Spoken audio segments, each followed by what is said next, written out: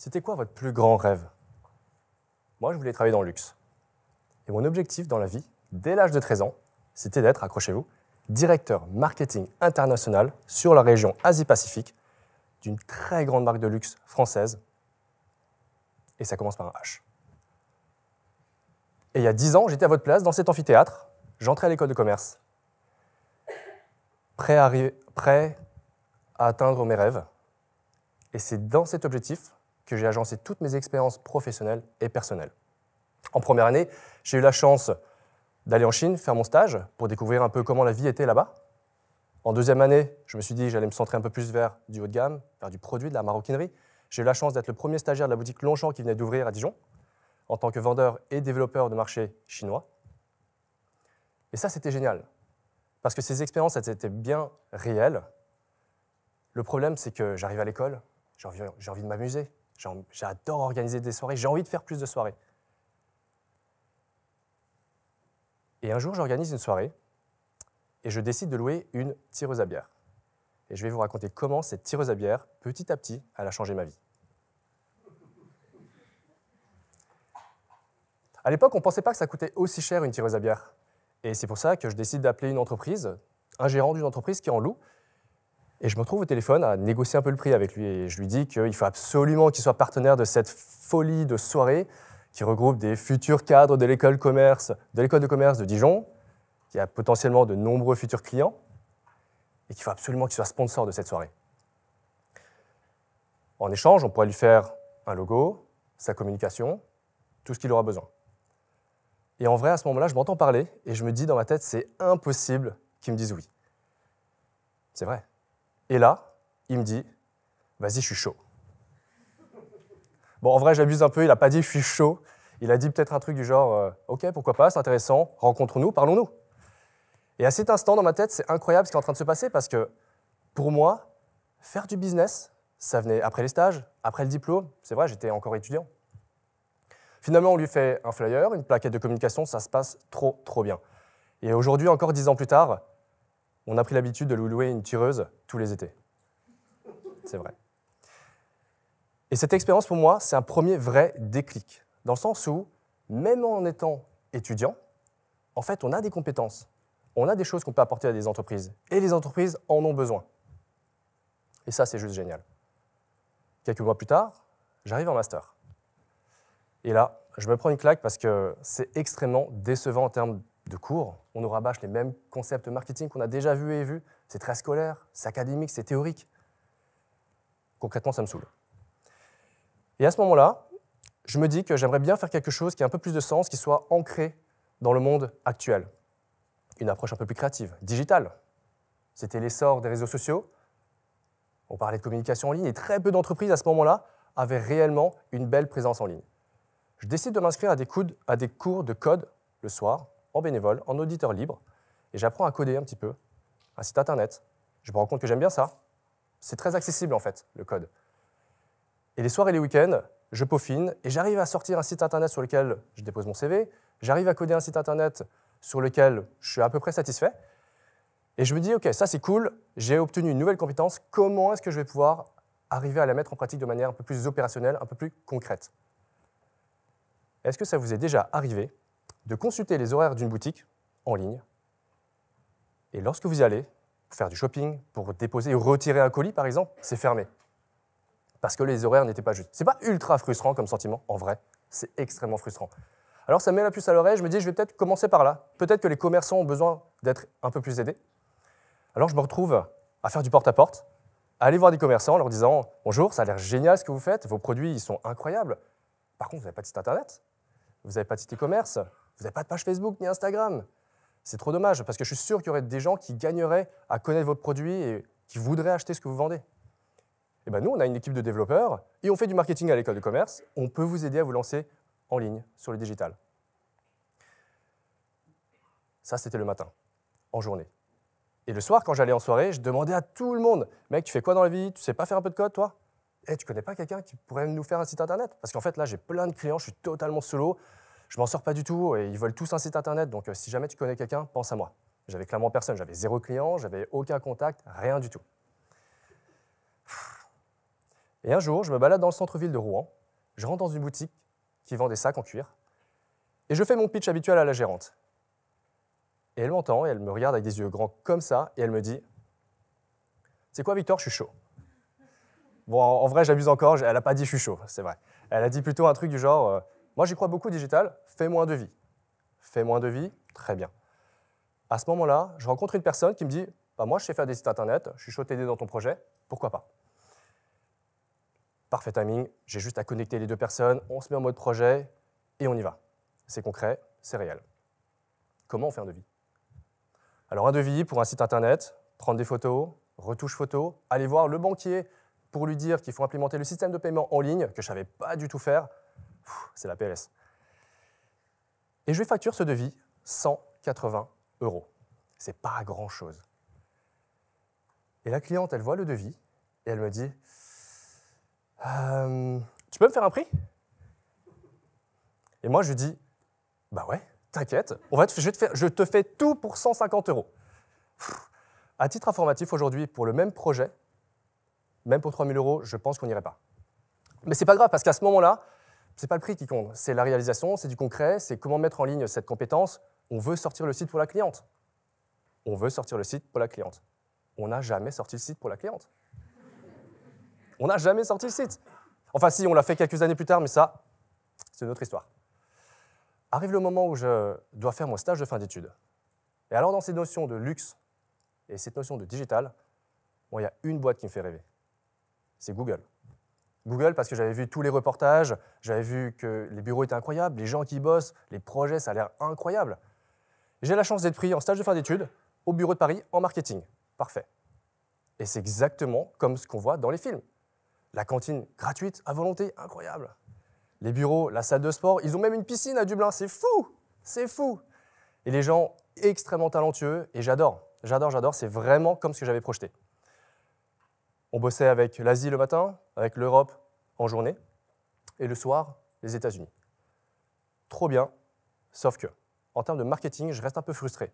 Parce que je me rends compte que dans ces énormes boîtes, en fait, à notre petit niveau, on n'a pas grande flexibilité. Et qu'en réalité, tous les projets stratégiques sont déjà décidés 5 ans, 10 ans à l'avance. Et que même côté opérationnel, créatif, tout était régi par des agences. Donc en fait, on coordonne plus les agences qu'autre chose. Je décide de ne pas forcément poursuivre en marketing. Et c'est à ce moment-là qu'on me propose un poste de formateur dans le programme Google Atelier Numérique. Et ça, c'était trop bien. C'était trop bien parce que concrètement, avec mon binôme, on faisait partie des 2 premières personnes dans toute la France à sillonner tout le territoire, à donner des conférences en marketing digital dans une ville différente chaque semaine. C'était trop bien. C'était trop bien parce que c'était déjà gratuit, c'est-à-dire qu'on rencontrait des entrepreneurs, des étudiants, des grands groupes, des gens comme vous et moi. Et pour vous donner un ordre de grandeur, en à peu près 2 ans, on a dû faire 200 villes. Et personnellement, j'ai dû rencontrer à peu près 10 000 personnes. C'est énorme, 10 000 personnes. On ne s'en rend même plus compte aujourd'hui. Et typiquement, les thèmes sur lesquels on formait, c'était des thèmes parfois pas trop sexy, mais importants quand même. Le référencement naturel, l'analyse de données, la publicité en ligne, comment ça fonctionne, comment générer plus de croissance en ligne, en fait. Et ce qui était trop bien, c'est que systématiquement, à chaque fin de conférence, les gens venaient nous voir et nous poser des questions. « Tiens, Victor, ça c'est mon site internet. Qu'est-ce que tu en penses ?» Ou encore, « Tiens, regarde, Victor, je bosse avec telle agence de communication. Voici la stratégie digitale. Qu'est-ce que tu en penses ?» Et concrètement, on comprend que la question sous-jacente qu'il pose, c'est « Est-ce que, oui ou non, je me fais entuber ?» Vraiment. Et au début, on bombe un peu le torse, c'est flatteur, c'est bon pour l'ego. On se dit c'est gratifiant. Mais au bout de 200 personnes, 300 personnes qui posent toujours les mêmes questions, c'est extrêmement frustrant. On se rend compte qu'en fait, il y a des peurs, il y a des non-dits, il y a de la méfiance envers ce secteur marketing digital. C'est vrai, c'est compliqué, il y a du jargon, c'est vrai. Et ça, c'est extrêmement frustrant. C'est extrêmement frustrant parce qu'on est 20 ans après la genèse de Google. On est capable d'envoyer des gens dans l'espace sur la Lune. Par contre, en termes de communication, les professionnels français sont totalement paumés. Et à ce moment-là, je me dis qu'il faut changer les choses et on va faire quelque chose de nouveau. Je me tourne vers Pierre, mon actuel associé, c'est la personne la plus calée en digital que je connaisse, il est incroyable. Et je lui dis, mec, à la fin de l'année, moi je pars du programme. Et j'aimerais bien que toi, tu démissionnes de Google et on va monter notre truc à deux. On va monter une boîte, on va accompagner les gens à notre manière, et on va se faire kiffer. Et on va leur répondre d'une manière beaucoup plus opérationnelle. Et ça va être trop bien. Et pour le convaincre, lui, et surtout pour convaincre mes parents, pourquoi tu démissionnes de Google? Et le salaire, et le confort, et la mission, etc. C'est vrai ça, pourquoi? Eh bien, je leur dis, franchement, on fait un pari. On se donne 1 an. 1 an, au mieux, si on se plante, on aura démissionné de Google, on aura monté notre boîte, n'importe qui dans le monde voudra nous recruter. Et au pire, ça marche en fait. Au pire, ça marche, on fait un truc de ouf, on vit nos rêves, let's go. Et il me regarde, il me dit, mec, je suis ultra chaud. Et lui, pour le coup, j'abuse pas, il me dit vraiment, mec, je suis ultra chaud. Et on part dans un délire incroyable. Mec, imagine, au bout d'1 an, on a un stagiaire, ouah, ce serait ouf. Mec, imagine, on a des bureaux un jour. Ouais, on mettra des toboggans, des piscines comme Google, un truc de ouf. Et on part totalement en live. On se lance, Pierre démissionne quelques mois plus tard, et là, on se prend une énorme claque. On se prend une énorme claque parce que 2 mois plus tard, on doit recruter 2 stagiaires, on est 4, on doit prendre des bureaux, et tout le monde à côté nous dit « Mais les gars, vous êtes complètement cinglés, mais faites pas ça en fait, prenez pas des bureaux, vous allez vous planter. » Mais on voit le truc, on voit le délire. 2 mois après, on recrute 2 alternants, dont un qui a un contrat de 2 ans avec son école. Donc autant vous dire qu'à ce moment-là, le délire de rester 1 an, c'est totalement tombé à l'eau. Et en fait, on se rend compte que petit à petit, on a embarqué des gens dans cette mission de vie qui croient en nos valeurs et qui croient vraiment en ce profond changement digital. On fête nos 1 an pendant le confinement, et dans la foulée, on recrute notre premier CDI, qui s'appelle Jérémy, et d'ailleurs qui vient de BSB. Aujourd'hui, ça fait un peu plus de 2 ans, et c'est une quinzaine de personnes incroyables qui s'arrachent, qui se défoncent, et qui œuvrent au quotidien pour aller réduire cette fracture numérique en France. Alors oui, peut-être qu'on a réalisé notre rêve, ou peut-être que pas du tout, et que demain, on va se réveiller dans un tout autre rêve, qui sait. En tout cas, il y a une chose qui est sûre, c'est que pour nous, cette mission, cet ADN de vouloir changer les choses, elle fait écho à cette thématique d'aujourd'hui. Lead for Change. Et c'est la thématique également de l'école. On rêve d'un monde où les gens, comme vous et moi, comme les entrepreneurs, comme les grands groupes, puissent lancer des projets, puissent s'appuyer sur du digital pour arriver à atteindre leurs rêves. Et on rêve de ça, on rêve profondément d'un changement comme celui-ci. Alors comment on fait? Comment on fait pour casser les codes? Comment on fait pour œuvrer dans ce secteur extrêmement opaque?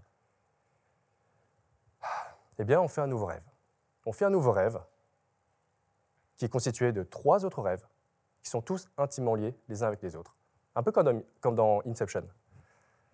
Et ces rêves, c'est former, accompagner, redonner. Former, accompagner, redonner. Former parce que la condition sine qua non chez nous pour devenir client, c'est avant tout d'acquérir de la connaissance. On est des enfants de l'information. On veut former nos clients. On veut déjargoniser. Et on refuse aujourd'hui des clients qui ne veulent pas nous octroyer du temps pour qu'on les forme. Et la raison derrière, la rationnelle derrière, elle est simple, c'est que si pour X ou Y raison, on arrête de bosser avec ces clients, je sais que parce que nous, on les aura formés, plus jamais ils seront entubés par leurs prestataires. Ensuite, accompagner. Accompagner, oui, mais en capitalisant non pas sur des contrats long terme, en capitalisant plutôt sur nos clients.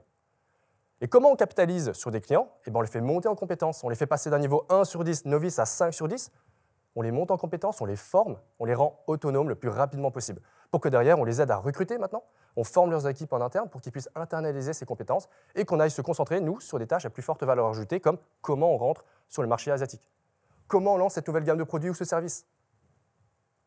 Et enfin, on redonne. On redonne en donnant cours dans des écoles, dans des incubateurs, dans des entreprises.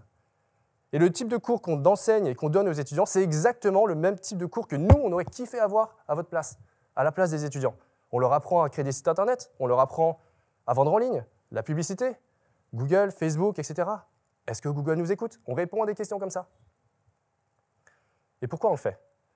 On le fait parce qu'on se dit qu'à un moment donné, lorsque ces personnes-là, elles iront en entretien devant un RH ou elles seront dans leur premier job, elles auront mouillé la chemise. Elles auront réellement testé la publicité. Elles sauront comment faire. Et elles pourront elles-mêmes changer ce système de l'intérieur.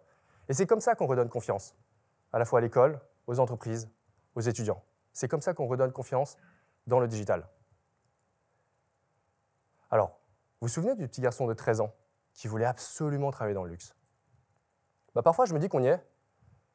C'est un luxe aujourd'hui pour moi d'avoir la chance de travailler avec des gens incroyables au quotidien. C'est un luxe de pouvoir choisir ses clients, les missions sur lesquelles on souhaite travailler. C'est un luxe de pouvoir entreprendre à notre manière, Lead for Change. C'est un luxe de pouvoir redonner, partager. Alors merci. Merci à l'école, qui nous expose à de l'ambition. Merci à cette fameuse tireuse à bière, qui procure un déclic. Merci à toutes les personnes dont je croise le chemin en soirée. Il faut faire des soirées, faites plus de soirées. Ça provoque des opportunités, c'est vrai. C'est vrai. Et merci à toutes les personnes au quotidien qui nous accompagnent dans cette mission de vie et qui croient dans ce qu'on fait. L'équipe, les partenaires, les clients. Parce que si ce n'est pas simple tous les jours au quotidien, ce n'est pas rose, ce n'est pas vraiment facile, aujourd'hui, 10 ans plus tard, je réalise que j'ai le luxe et la chance d'entreprendre mes rêves. Et parce que chacun devrait pouvoir avoir le luxe et la chance d'entreprendre ses rêves, souvenez-vous d'une chose. Au pire, ça marche. Merci beaucoup.